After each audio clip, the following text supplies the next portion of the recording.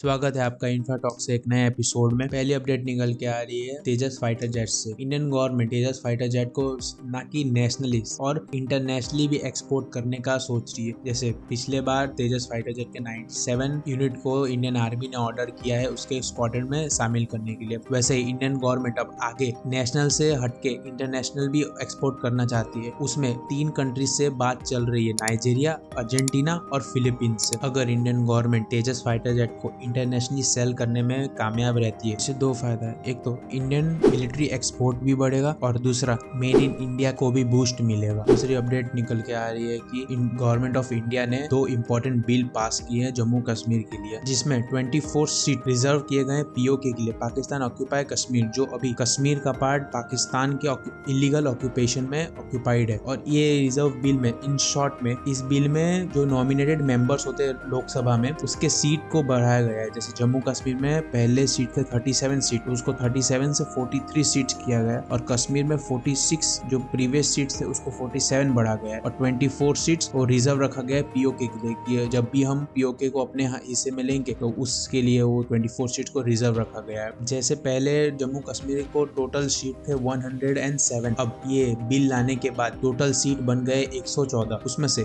पहले जैसे 2 मेंबर्स रहते तो नॉमिनेटेड रहते थे असेंबली में, उसको बढ़ा के 5 कर दिया गया है इस बिल में। और जो उसमें से 2 वुमेन के लिए रिजर्व सीट रहेंगे, एक कश्मीरी पंडित को जो माइनॉरिटी बन के जिसको भगाया गया था कश्मीर से, और एक सीट पीओके के लिए जो भी पीओके में जो भी सांसद को नॉमिनेट किया जाएगा। और ये 2 बिल बहुत इंपॉर्टेंट है पीओके के लिए और जम्मू कश्मीर के लिए। नेक्स्ट अपडेट है अग्नि 1 के सक्सेसफुली लॉन्च के रिलेटेड, जो हमने 5 दिसंबर अब्दुल कलाम आइलैंड जो उड़ीसा के कोस्ट के पास में सिचुएटेड है उससे फायर की थी और ये लॉन्च 100% सक्सेसफुल रहा है। अग्नि जो मिसाइल की सीरीज है अग्नि 1 से लेकर अग्नि 6 तक, और इंडिया आगे की सीरीज भी डेवलप कर रही है। ये बहुत इंपॉर्टेंट मिसाइल सीरीज है क्योंकि ये जो अग्नि सीरीज है वो न्यूक्लियर कैपेबल है, मींस वो न्यूक्लियर लोड को भी और न्यूक्लियर वॉर के समय भी ये मिसाइल बहुत काम आए, इसलिए इसका सक्सेसफुल लॉन्च बहुत जरूरी होता है। नेक्स्ट अपडेट है इटली से। इटली जो G7 का इकलौता मेंबर है जो चाइना के BRI प्रोजेक्ट में बहुत 5 सालों से रूटेड था, पर इस साल इटली ने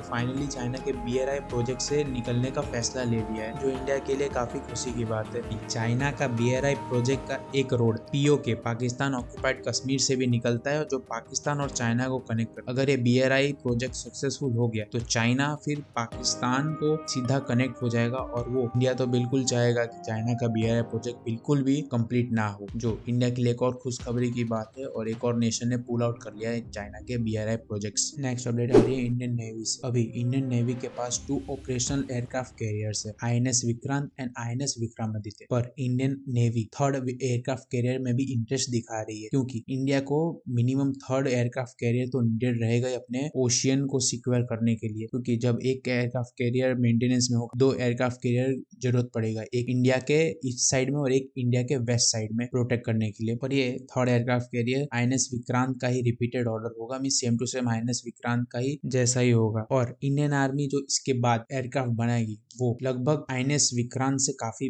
बड़ा और काफी मॉडर्नाइज, उससे भी ज्यादा मॉडर्नाइज US लेवल का एयरक्राफ्ट बनाने की सोचे जो INS विशाल नाम से बनेगा। पर अभी के दौर में INS विक्रांत को इसलिए जल्दी बनाया जा रहा है क्योंकि हमने INS विक्रांत का एक और मॉडल पहले बना चुका, तो दूसरा एयरक्राफ्ट बनाने में ज्यादा टाइम नहीं लगेगा एज कम्पेयर टू INS विशाल को बनाना, क्योंकि कोई भी एयरक्राफ्ट कैरियर बनाने के 10 से 15 साल मिनिमम लगते हैं एयरक्राफ्ट, और 2 to 3-5 बिलियंस भी लगते हैं एयरक्राफ्ट कैरियर को बनाने के लिए। इसलिए इंडियन आर्मी ने रिपीट ऑर्डर दिया है जो जल्दी भी बन जाएगा और चाइना के एयरक्राफ्ट कैरियर इतना जल्दी से जल्दी बढ़ाते जा रहा है। उनका चाइना का गोल है कि 2030 तक उन लोग को 5 to 6 एयरक्राफ्ट कैरियर मिनिमम रखना है, तो उसके हिसाब से हमको भी कम से कम 2 से 3 एयरक्राफ्ट कैरियर को बनाना ही होगा इंडियन आर्मी और इंडियन ओशियन में सेफ्टी के लिए इंडियन। नेक्स्ट अपडेट निकल के आ रही है GRSC की तरफ से। GRSC ने इंडियन आर्मी का अभी तक का सबसे लार्जेस्ट सर्वे वेसल को मेड इन इंडिया से बना के और इंडियन नेवी को इंडियन नेवी डे के दिन डिलीवर कर दिया है, और ये अभी तक का इंडियन का सबसे लार्जेस्ट सर्वे वेसल होगा जो इमरजेंसी के दौरान एक हॉस्पिटल का भी यूज हो सकता है। ये सर्वे वेसल इंडियन आर्मी का इंडियन ओशियन में सर्वेलेंस कैपेबिलिटी और को बूस्ट करेगा और इंडियन